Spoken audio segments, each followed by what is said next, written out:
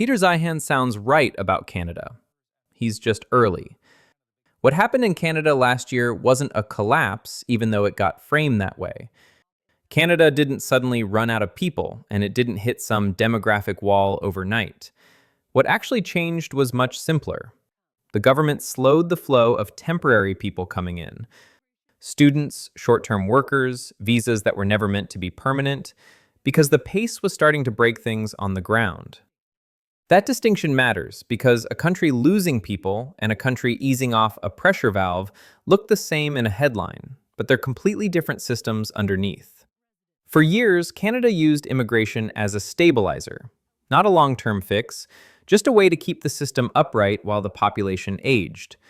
Bring in working-age adults, they pay taxes immediately, they rent housing, they keep pension math from snapping. It works, but only as long as the inflow keeps coming, and only as long as the side effects stay tolerable. They didn't. Housing cracked first. Prices ran away from wages. Cities filled faster than infrastructure could handle. And people who already lived there started to feel pushed out of their own neighborhoods.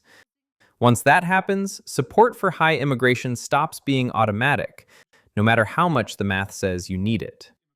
So Ottawa did what governments always do in that moment. It didn't admit the model was fragile. It slowed it down. And that slowdown is what shows up in the population numbers everyone's reacting to.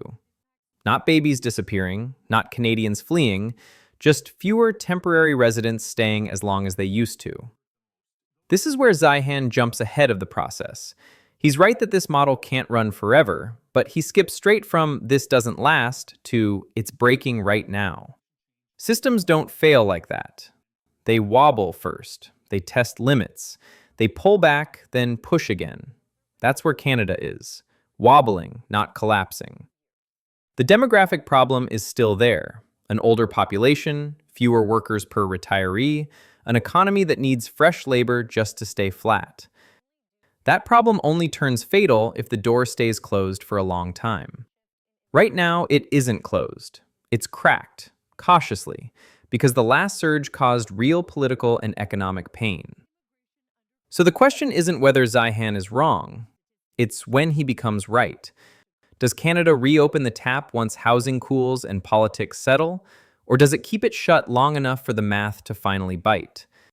That timing, not last year's headline number, is what actually decides where this goes.